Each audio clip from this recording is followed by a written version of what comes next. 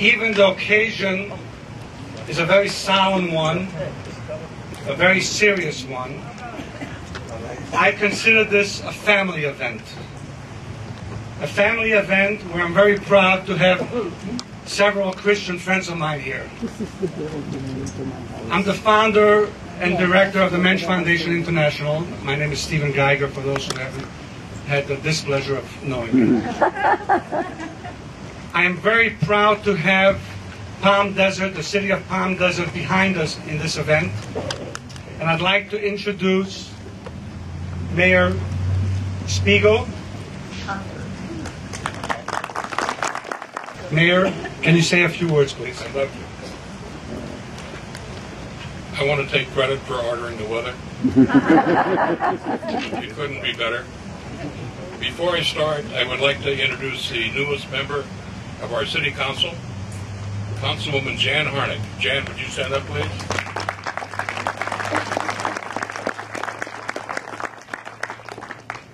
I'd like to thank you for coming here today and offer a special thanks to Stephen Geiger and the Gerald R. Ford chapter of the Mensch Foundation International for organizing this event. In 2005, the United Nations General Assembly designated January 27th, today, as International Holocaust Remembrance Day, an annual event set aside to remember the Holocaust's many victims, celebrate those who survived, and remind us that we must never forget what happened. It is said that those who cannot remember history are condemned to repeat it. Remembering the Holocaust, or Shoah, through annual events like today is an appropriate and important thing to do for that reason. It is also crucial that we remind ourselves as we go about our daily lives of the monstrous acts that happen between people and individuals and societies because we're all members of the same race and the same family. We hope that the words and music you hear today inspire you with a stronger love for your fellow man and with a deep and abiding commitment to ensure that nothing like the Holocaust can ever happen again. Thank you. Amen. Oh, say, can you see by the dawn's early light what so proudly we hailed at the twilight's last gleaming, whose bright stars and bright stars through the perilous fight.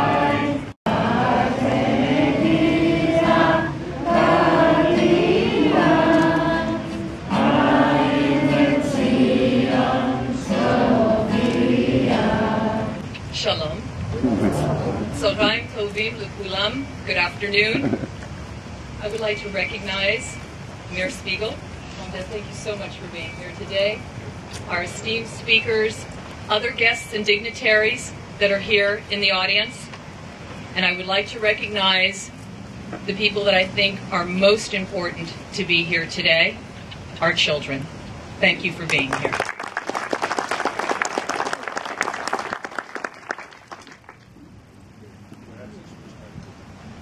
Can everyone hear me? Yes. Okay. The kids can hear me. Good. It is an honor and a privilege to be standing here representing the State of Israel and the people of Israel on such a vitally important day, the International Commemoration Holocaust Day for Victims of the Holocaust. And this year, we are remembering the children of the Holocaust. 70 years ago, a group of high-ranking Nazis met outside in a suburb of Berlin and planned the systematic extermination of the Jews of Europe. But this year also marks the 100th birthday of a man who rescued thousands of Jews from certain death during the Holocaust, that man, Swedish diplomat Raoul Wallenberg.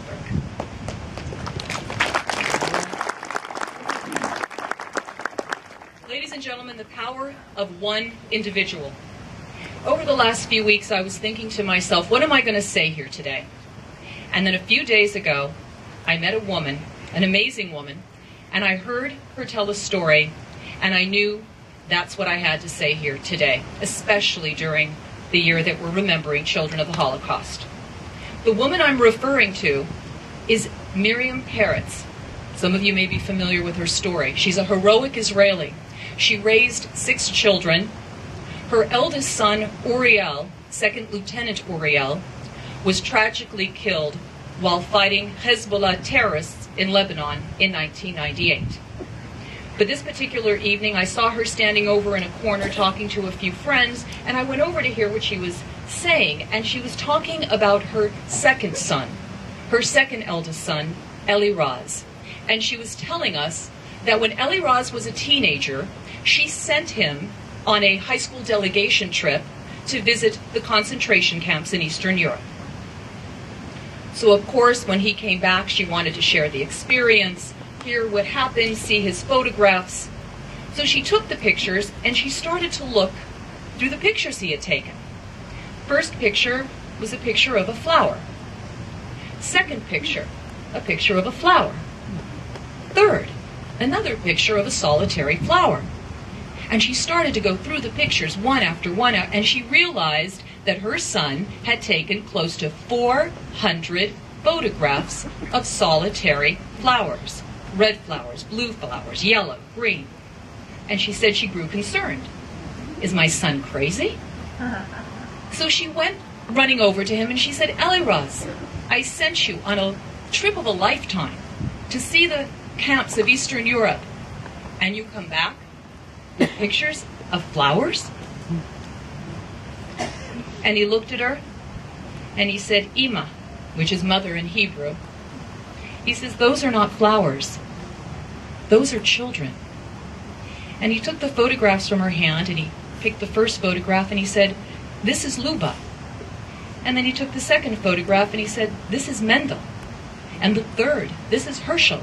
And he went through each photograph naming the name of children. He said, Ima, these are the children that were killed in the camps. Their blood, their ashes, soak the soil that these flowers have taken root. And now all that is left of these Jewish children are these flowers. And then she said he looked at her with the certainty of an adult and said, now I know what I must do. I must fight and I must protect, not just for myself, not just for my family, not just for my country, but for all the Jewish people, so that never will a Jewish child be solely remembered by a single flower. Eli Raz kept his promise. He became a major in the Israel Defense Forces. And 12 years after his brother heroically lost his life, Eli Raz was killed in Gaza while fighting Hamas terrorists in 2010. The power of one, ladies and gentlemen. Let's never forget the power that we hold to do good and the power that we have to make an impact. And because of other brave men and women like Eli Raz and Uriel of blessed memory, who are acting as a shield for the Jewish people, I can tell you today that Israel will ensure that no Jewish children will ever become forgotten flowers in fields of death.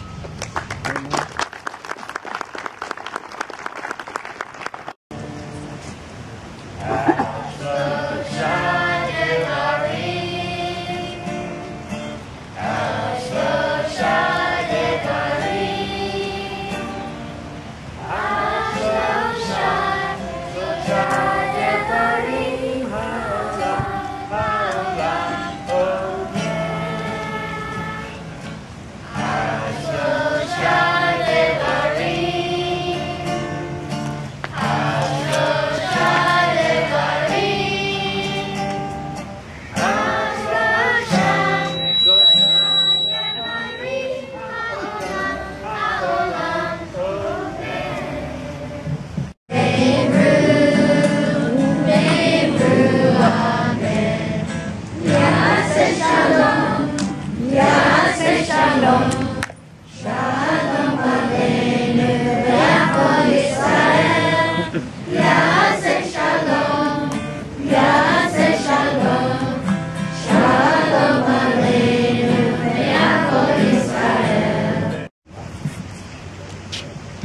look good for 31 years. I'm not accustomed to standing behind a podium. I'm honored and humbled to be here with you today, and I want to thank Stephen and all those that participated in bringing this event together. It's very meaningful, it's very important. It's about our future. In fact, the other day somebody saw one of Stephen's little posters that he spread around the desert about this event, and they came over to me and they said, Rabbi, enough already. One Holocaust memorial event after the next. Get by it. Move on. I wasn't offended. I understood where this person was coming from. And I would like to suggest that the perspective that they held and believed, in fact, is what the Holocaust memorials are all about, is totally wrong. We're not here to commemorate. We're not here to pay homage, lip service to 6 million of our brethren and millions of others that were wantonly slaughtered at the hands of the Nazis. May their names and memories be erased, or any other tragedies that occur in the world. We're here to be inspired by them, to be inspired by those that survived, and make resolutions to change the world, not just to talk about it, but to do something positive, to make the world a better place, a more godly place, through our positive example. That's why we're gathered here today. So taking action in remembering 1.5 million children that were murdered in the Holocaust is not just about remembering their names. But as Carolyn pointed out earlier in her amazing story about the Israeli major, it's about transforming that inspiration into something meaningful that will make a difference in this world. My kids, also some of them born in Indio, at least 13 of my kids were born here in this desert, and a bunch of my grandchildren were born here as well. So we've made some kind of a commitment here. Started a program called the Sunshine Circle. I'm not really qualified to talk about it, but the idea of taking Holocaust survivors and pairing them up with teenagers in order that one mentor the other to ensure that we do not forget, but not only not forget, but that we do something positive to make a change. My suggestion is, if you're going to make this day meaningful, if we're going to make this experience meaningful, then we have to resolve to stop talking and do something. Let's make a difference. And then those children and their parents and their relatives and all of our brethren that have suffered throughout the ages will not have died in vain, and will ensure a future of happiness and harmony among all mankind, and make this world a more godly place, becoming the Mashiach. Thank you so much.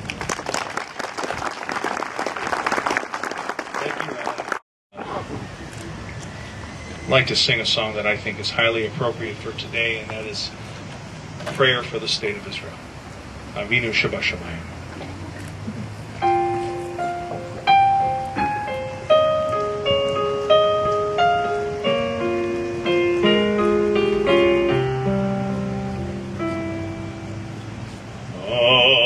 Avinu Shabashamayim, Tzor Yisrael ve'koalo,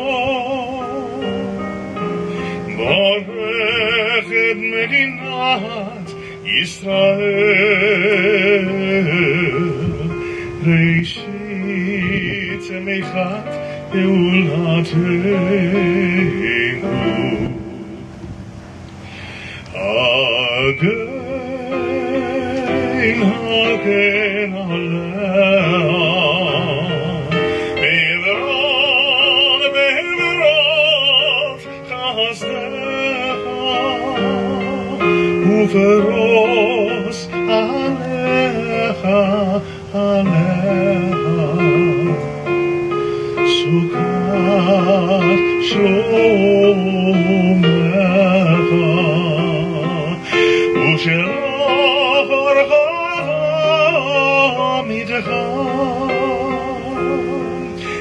ראשך שריה ויועציה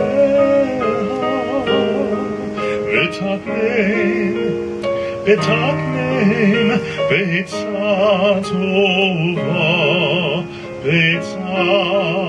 טובה מלפניך.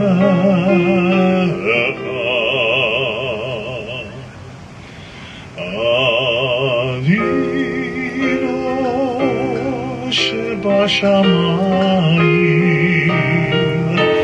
צור ישראל וגואלו, ברך את מדינת ישראל,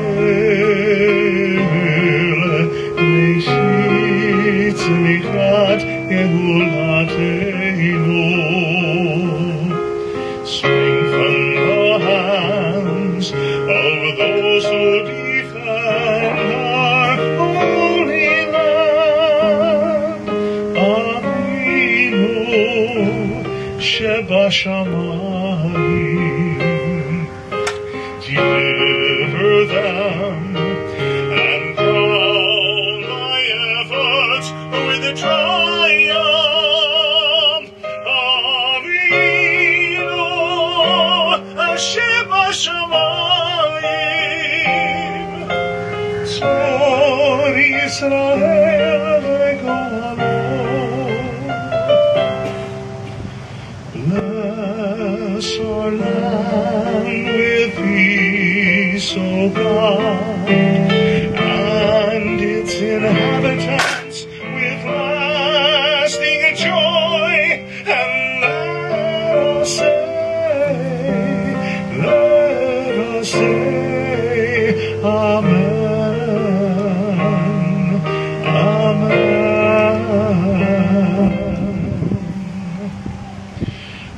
Avinu Shebashamayim, Tzor Yisrael v'golo, Barech et Medinat Yisrael, Reshit Tzemichat Gehulatenu.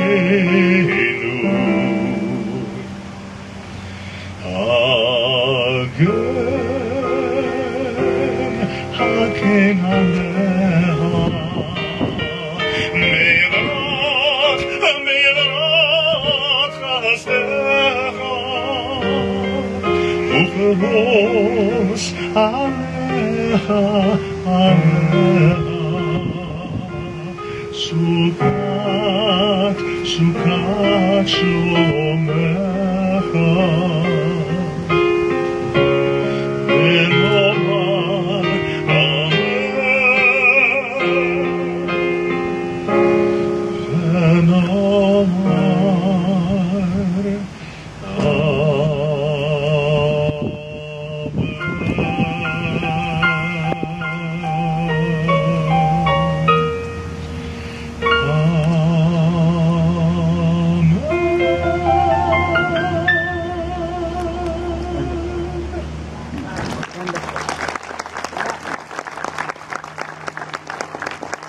I want to congratulate Steve Geiger for putting this together. He's a great guy. A lot of times, the good work that someone does, you just see the surface of it. He spent weeks, months, and tremendous amount of effort to get this together, and I commend him for the great publicity that he was able to generate.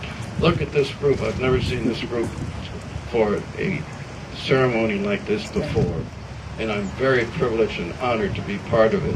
I especially want to honor my Christian Zionist brothers and sisters, many of whom are here today who I know, and who are the real support for the State of Israel. And don't kid yourself, if it hadn't been for the Christian evangelical congressmen and women in Washington, you wouldn't have the support of Israel that there is today.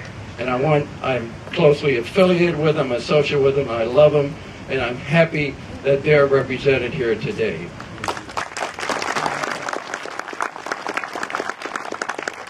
There are two things that came to my mind when Stephen was gracious enough to ask me to be part of this.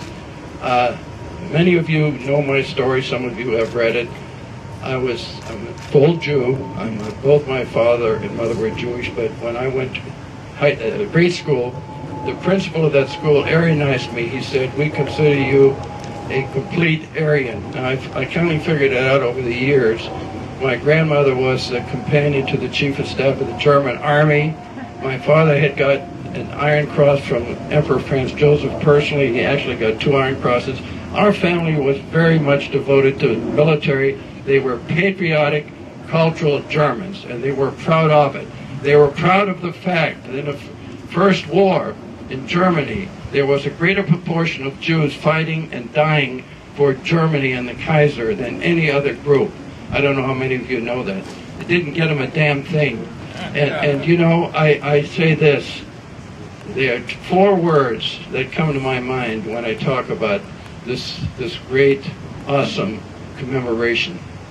Never forget, but never again. And the only way you're never again are going to have is with a strong, powerful, armed, militant state of Israel. Yeah. The Holocaust was not developed within a vacuum. It was developed by the lies, the perversions, the evil that was perpetrated going back to the ancient Roman Empire. All of you know Masada, you know Eliezer, who committed suicide along with 300 other holdouts on Masada. But you all know about what happened. The Jews never found peace anywhere. I don't want to know all the details. I don't want you to know all the details. But you know, you had the Inquisition, you had the pogroms in Eastern Europe and in the Baltic states. You had the terrible things that happened to the Jews, even in Western European countries, in England, in France. They never found any peace. They were hounded from pillar to post continuously, to the point where the Jews felt it was their destiny, their fate, to constantly be the people that were tread upon. And it's amazing that after 2,000 years there's still a Jewish family left. That has to be an act of God. And if you believe in God, you can believe by seeing the Jewish family, the families here today. Now, as a German kid, I admit to the fact I was a little German. I was a Nazi. I admit it. I was part of the Nazi youth movement. And I saw the awesome evil and power. But you know, it taught me one thing. You have to be strong. And if you're powerful for the good, so much better. But these swine were there to kill anybody they could get a hold of. And the worst thing that happened, we were lucky. We left, my father was related to the governor of New York. He got out. And then my mother and my brother, we left shortly thereafter because we had the 3 affidavits. Your great President Roosevelt, who was a great friend of the Jewish people, he said in order for Jews to come to the United States, they had to have 3 affidavits that swore that they would not be a burden to the United States of America. He was the one that wouldn't let the ship St. Louis land in Miami. 832 Jews had to die because the president made the statement that if that ship tries to land in Miami, and Captain Schroeder, who was the captain of that ship, wanted to beach it in Miami, he said, "I'll have it blown out of the water." He was also the president, the great friend, who would not allow an air raid over Auschwitz when the 12th Air Force had a base in Rome where they could have bombed Auschwitz to smithereens and saved the Jewish Hungarian population, half of which was murdered because of that terrible oversight. I'm not saying that in anger, I'm saying that in remembrance because, frankly, when I came to the United States, I felt here the Jews didn't understand. They didn't know what was going on. It was only the birth of Israel. And the birth of Israel was manifested not so much by Truman in the United States, but the Russians who thought they could see a foothold for communism in this new state of Israel. The point was, Israel was born May 15, 1948. With God's will, to bring the Jews back together. But this time they didn't come back like lambs. They came back like lions. And they are lions. And the only thing is I feel bad about, too bad those 200 atomic missiles that are reposing in the Negev desert right now. Can you imagine what those could have done to those Nazi bastards if they had a chance? It's a fantasy, but the point I'm getting at, we can remember what happened, we can remember and grieve, and all the wonderful things about our people is a matter of history. But we shall never again allow to happen what happened in Europe, in any group, and this is not only Germans, they were people of every ilk, every collaborator in France, Holland, Poland, Hungary, they were all part of the Jew killers. All you have to do is read it and admit to it. But the point is today, the one thing I am committed to, and I hope all of you are, keep Israel strong. Don't let presidents, don't let congressmen, don't let senators fool you, and don't go along with a two-state solution.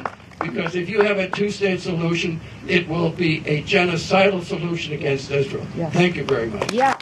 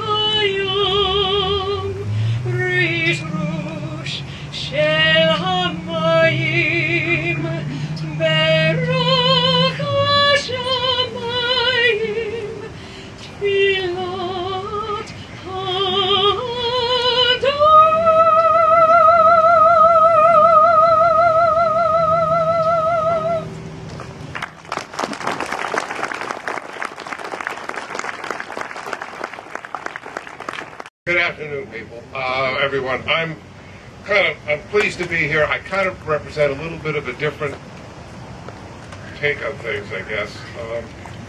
I'm the ultimate sandwich generation.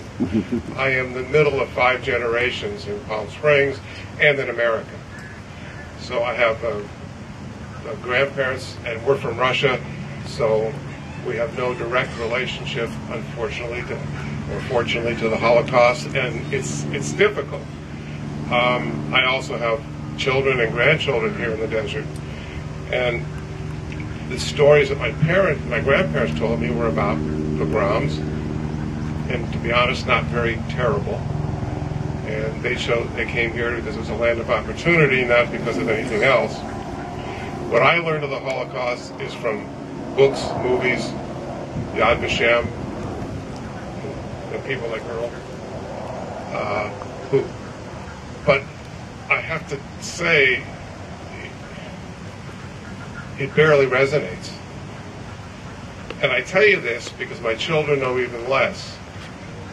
And my grandchildren, if it isn't on a video, it didn't exist. And that's very scary. They must remember so it won't happen again. And I applaud the things that have been done, the Sunshine Society, but I am afraid it's not enough. I do want to say one quick thing, that last night there was a speaker here in town, Rene Gassan, who's someone who's been here before, and he is an amazing man. When he first spoke, he spoke to us, and he spoke, of old times and the founding of Israel. But when he went to UCR and spoke before Hillel and the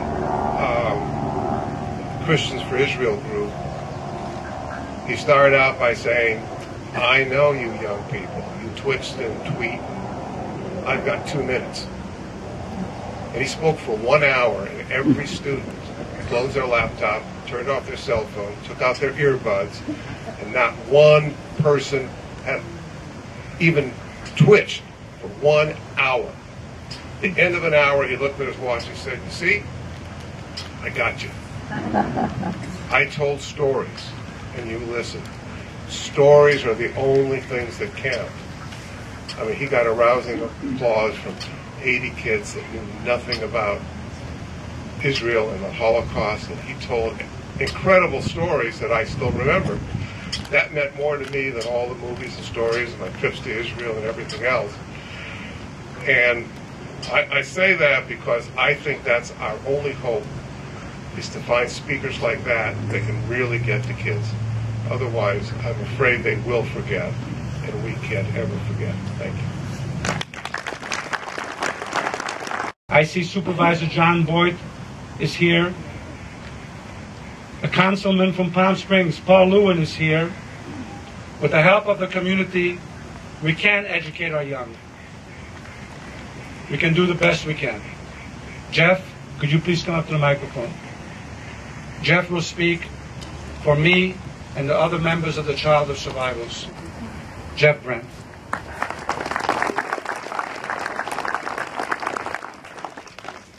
Hello, my name is Jeff Brandt, and I would like to thank all of our guest speakers, and the audience for attending today's observance. Special thank you to Stephen Geiger of the Mensch Foundation for inviting me here to speak and share this moment with you. Many of you might recognize my name.